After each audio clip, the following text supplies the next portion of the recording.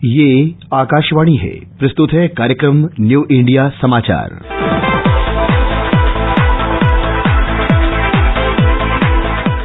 नमस्कार, आकाशवाणी के समाचार सेवा प्रभाग की प्रस्तुति न्यू इंडिया समाचार में आपका स्वागत है। श्रोताओं, इस बार हम आपके समक्ष चर्चा कर रहे हैं 16 से 30 जून के अंक की। श्रोताओं, जब भारत अपनी आजादी के 75 वर्ष का पर्व मना रहा है, प्रधानमंत्री नरेंद्र मोदी द्वारा लोकार्पित नवनिर्मित संसद भवन अमृत महोत्सव की साक्षात प्रेरणा बना और 140 करोड़ देशवासी इस ऐतिहासिक पल के साक्षी बने हैं। जैसे कि औपनिवेशिक काल के पुराने शहीद स्मारक के सामने बनाया है नेशनल वॉर मेमोरियल, ठीक वैसे ही पुराने संसद भवन के सामने बनकर तैयार हुआ है नए और आत्मनिर्भर भारत को समर्पित नया संसद भवन।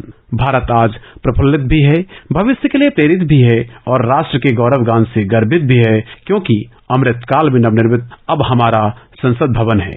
यह आत्मनिर्भर भारत के बुलंद हौसलों का प्रतिबिंब है और हमारी इस अंक की आवरण कथा इसी नए संसद भवन की विशेषताओं से आपको रूबरू करा रही है। अमृत काल में राष्ट्र को समर्पित नए संसद भवन की दीवार पर समुद्र मंथन को प्रदर्शित किया गया है। प्रधानमंत्री कार्यालय ने इसे लेकर एक ट्वीट किया, समुद्र मंथन से नई ऊंचाइयां पाएगा राष्ट्र। पीएम मोदी ने इस दिव्य और भव्य संसद भवन का वीडियो शेयर कर उसे अपनी आवाज देने #MyParliamentMyPride का आग्रह किया था, जिस पर लोकसभा अध्यक्ष ओम बिरला, अभिनेता रजनीकांत, अनुपम खेर, अक्षय कुमार, शाहरुख खान, कबीर बेदी सहित कई लोगों ने अपनी आवाज में नए भवन की दिव्यता को बताया है। जनगणमन का प्रतीक बने नए संसद की सुनहरी तस्वीर पर कार्यक्रम की पिछली कड़ियों में आपसे विस्तृत चर्चा हुई है। आज हम बात करते हैं पत्रिका में शामिल अन्य विशेष सामग्रियों की। व्यक्तित्व के रूप में परमवीर चक्र से सम्मानित मनोज कुमार पांडे, अमृत महोत्सव की श्रृंखला में महानायकों की प्रेरक गाथा, पीएम मोदी की जापान, ऑस्ट्रेलिया और पापुआ न्यू गिनी की यात्रा, केंद्रीय मंत्रिमंडल के निर्णय, मन की बात, G20 से जुड़े कार्यक्रम, योजना के तहत स्मार्ट सिटी मिशन की वर्षगांठ और प्रधानमंत्री के विभिन्न कार्यक्रम इस अंक का हिस्सा हैं। यह भी एक संयोग है कि संसद भवन के उद्घाटन 28 मई के 2 दिन बाद ही 30 मई को प्रधानमंत्री मोदी के नेतृत्व में केंद्र सरकार ने 9 वर्ष की यात्रा तय कर ली। यह 9 वर्ष भारत में नवनिर्माण और गरीब कल्याण के रहे हैं, क्योंकि नए रास्तों पर चलकर ही नए प्रतिमान गढ़े जाते हैं। आज नया भारत नए लक्ष्य तय कर रहा है, नए रास्ते गढ़ रहा है, नया जोश है, नई उमंग है, नया सफर है, नई सोच है, दिशा नई है, दृष्टि नई है, संकल्प नया है, विश्वास नया है। इस अंक में 9 वर्ष पर विशेष सामग्री भी समाहित है। प्रधानमंत्री नरेंद्र मोदी की अगुवाई वाली केंद्र सरकार के 9 साल सेवा, सुशासन, गरीब कल्याण, विकास और प्रयास सबको साथ लेकर चलने के हैं, जिसमें लोगों को जन धन से स्वाभिमान मिला तो किसानों को सम्मान, नारी को उज्ज्वला का उपहार मिला तो गरीबों को रहने के लिए आवास, जल जीवन मिशन की सौगात मिली तो खेती पर प्राकृतिक आपदा का असर न पड़े इसके लिए फसल बीमा की सुरक्षा मिली, इलाज का बोझ न पड़े इसके लिए आयुष्मान दिया तो कोविड काल में वैक्सीन का रामबाण भी दिया, धरोहरों का पुनरुद्धार हुआ और कलाकृतियों को पहचान मिली। यह कहानी बलिदान की, नए भारत के निर्माण की और मिसाल विकास की है। केंद्र की वर्तमान सरकार ने न सिर्फ पिछली सरकारों द्वारा अधूरी परियोजनाओं को अविश्वसनीय और अप्रत्याशित गति के साथ आगे बढ़ाया, बल्कि कई सारी नई परियोजनाओं की आधारशिला रख समय से पहले सफलतापूर्वक उसे पूरा भी किया। 2014 से पहले जहां विकास के नाम पर परियोजनाओं को पूरा करने में सालों लगते थे, वहीं प्रधानमंत्री नरेंद्र मोदी के नेतृत्व वाली सरकार में इसकी गति बढ़ गई है। इस अवसर पर प्रधानमंत्री नरेंद्र मोदी ने पिछले 9 वर्षों में सरकार के अंतर्गत विकास यात्रा को दर्शाने वाली वेबसाइट का लिंक भी साझा किया। पीएम मोदी ने सबको वेबसाइट का अवलोकन करने और यह देखने के लिए आमंत्रित किया है कि कैसे लोग विभिन्न सरकारी योजनाओं से लाभान्वित हुए हैं। सरकार के 9 वर्ष की यात्रा और उपलब्धियों को विस्तार से पत्रिका में पढ़ा जा सकता है। आइए सुनते हैं सेवा, समर्पण और गरीब कल्याण को समर्पित 9 वर्ष पर प्रधानमंत्री मोदी के विचार, जिनका एक ही संकल्प है, देश का विकास, देश के लोगों का विकास। साथियों, कोई भी एक्सपर्ट अगर पिछले 9 वर्षों का आकलन करे तो पाएगा कि ये 9 साल भारत में नव निर्माण के रहे हैं, गरीब कल्याण के रहे हैं।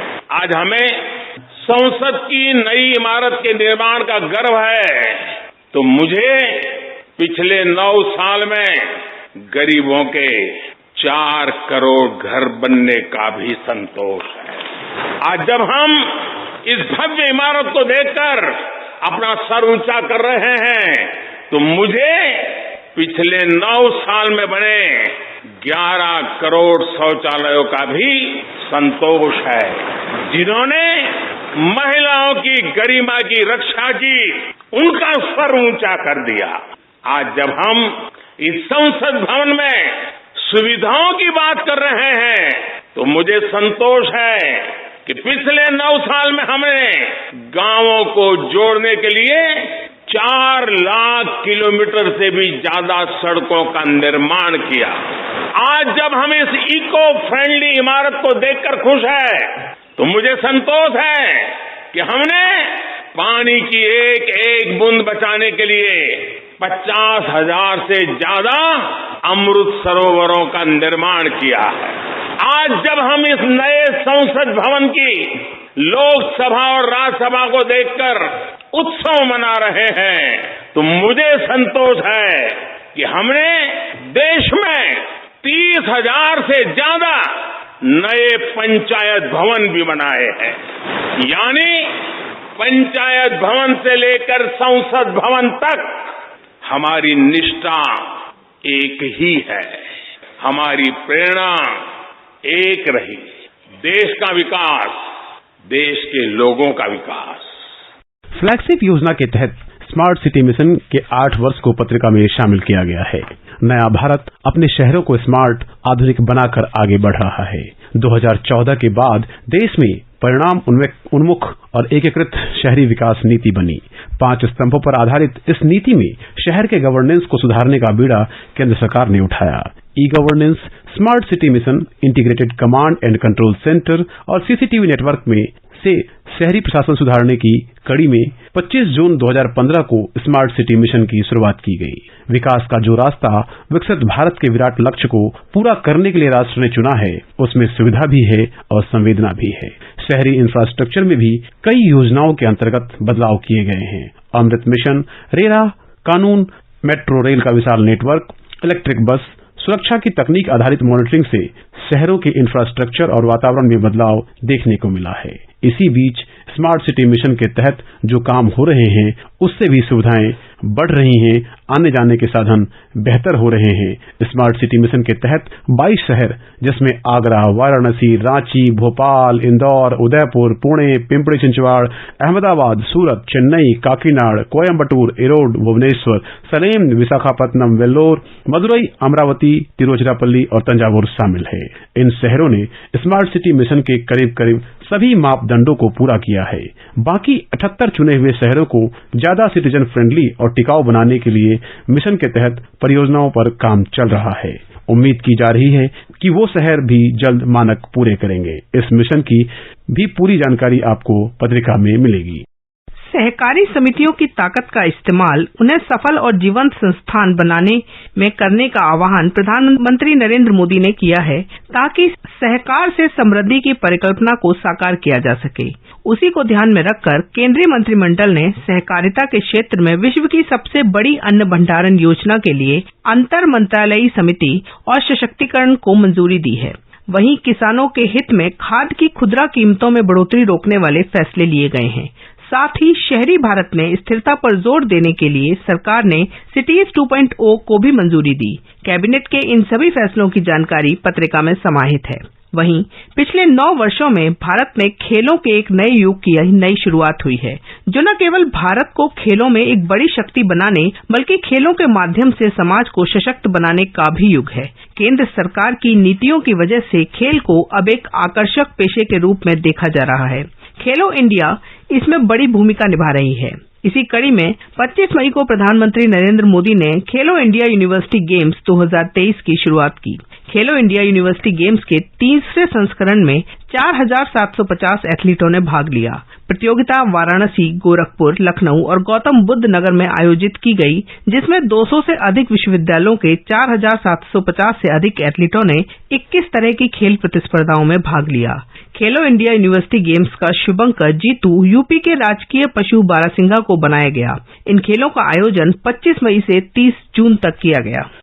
भारत की G20 अध्यक्षता में वैश्विक मुद्दों को सुलझाने के लिए बैठकें चल रही हैं। भारत का जन्नत कहे जाने वाले जम्मू कश्मीर से अनुच्छेद 370 हटने के बाद पहली बार श्रीनगर में अंतर्राष्ट्रीय स्तर की बैठक हुई है। यहाँ G20 पर्यटन कार्य समूह के प्रतिनिधि पहली बार जुटे तो भ्रष्टाचार के खिलाफ लड़ाई को मजबूती देने और आर्थिक भगोड़ों के खिलाफ सख्ती से निपटने का रास्ता तलाशने के लिए जन्नत से देवभूमि कहे जाने वाले उत्तराखंड पहुंचे। पर्यावरण और जलवायु स्थिरता पर बात मुंबई नगरी में हुई। विश्व को कश्मीर की सुंदरता दिखाने के साथ भारत यहां सुरक्षा का वातावरण और पड़ोसियों तक कड़ा संदेश पहुंचाने में भी सफल रहा। जलवायु परिवर्तन, आतंकवाद और महामारी जैसी जिन बड़ी चुनौतियों का विश्व सामना कर रहा है, उनका समाधान आपस में लड़कर नहीं बल्कि मिलकर ही निकलेगा।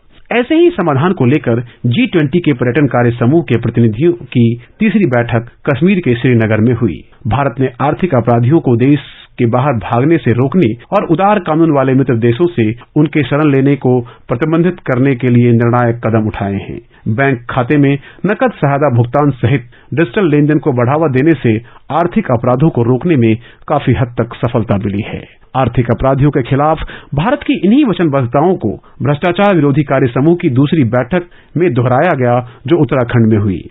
पर्यावरण और जलवायु स्थिरता कार्य समूह की तीसरी बैठक मुंबई में हुई, जिसमें सर्वसम्मति से समूह में सामने आने वाले परिणामों को सुगम बनाने की प्रतिबद्धता व्यक्त की गई। इन सभी बैठकों का विस्तृत विवरण पत्रिका में प्रकाशित है।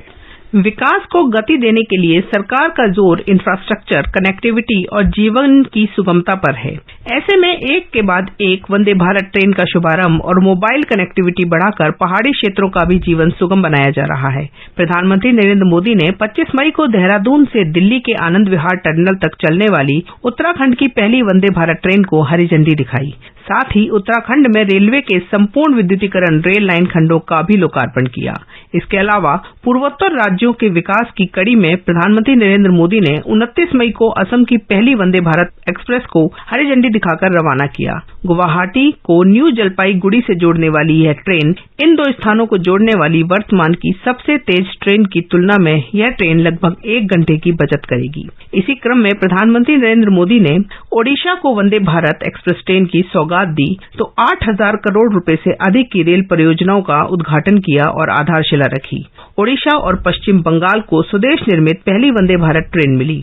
यह ट्रेन भगवान जगन्नाथ की नगरी पुरी से पश्चिम बंगाल की औद्योगिक नगरी हावड़ा के बीच चलेगी। प्रधानमंत्री के इन सभी राज्यों के दौरों और सौगातों की विस्तृत जानकारी आप पत्रिका पढ़कर प्राप्त कर सकते हैं।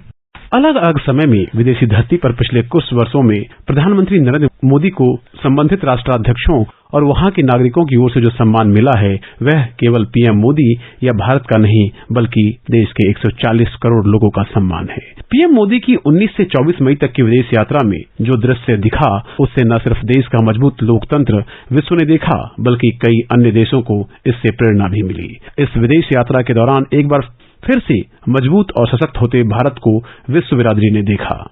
क्वाड बैठक के दौरान अमेरिका के राष्ट्रपति जो बाइडेन का पीएम मोदी से आकर गले मिलना, भारत के प्रधानमंत्री की वैश्विक लोकप्रियता की बात सार्वजनिक मंच से कहना और ऑस्ट्रेलिया के प्रधानमंत्री एंथनी अल्बनीज द्वारा पीएम मोदी को सार्वजनिक सभा में द बॉस बोलना, पापुआ न्यू गिनी की राजधानी पोर्ट मोरेस्बी में प्रधानमंत्री जेम्स मार्पे द्वारा पीएम मोदी का पैर छूकर स्वागत करना, यह राष्ट्रीय और अंतर्राष्ट्रीय मीडिया की सुर्खियों में छाया रहा। यह विश्व मानचित्र पर भारत की बढ़ती ताकत और रुतबे को दर्शाता है। 6 दिवसीय विदेश यात्रा में प्रधानमंत्री मोदी 3 देश गए, वैश्विक संगठनों, राष्ट्राध्यक्षों और वैश्विक नेताओं के साथ 40 से अधिक बैठकों में शामिल हुए। इस दौरान G7, क्वाड, विश्व स्वास्थ्य सभा की बैठकों में पुरजोर तरीके से राष्ट्र की दिशा की जानकारी दी। राष्ट्राध्यक्षों के साथ द्विपक्षीय और वैश्विक मुद्दों पर विस्तार से बातचीत की, साथ ही भारत के पक्ष को भी स्पष्ट किया। प्रधानमंत्री के इन सभी विदेश दौरों के बारे में आप पत्रिका पढ़कर विस्तृत जानकारी ले पाएंगे। श्रोताओं, समय की बाध्यता को देखते हुए आज इतना ही। कल के कार्यक्रम में बात होगी पत्रिका के अमृत महोत्सव की। इस पाक्षिक पत्रिका की हर प्रति newindiasamachaar.pib.gov.in वेबसाइट पर उपलब्ध है, जहां आप सभी समाचारों को विस्तार से पढ़ सकते हैं और डाउनलोड कर सकते हैं। डिजिटल और प्रिंट में यह पत्रिका देश ही नहीं विदेशों में भी अपनी अलग पहचान बना चुकी है। आप हमें response-nis@pib.gov.in पर ईमेल के जरिए अपना सुझाव भी भेज सकते हैं। तब तक के लिए धन्यवाद।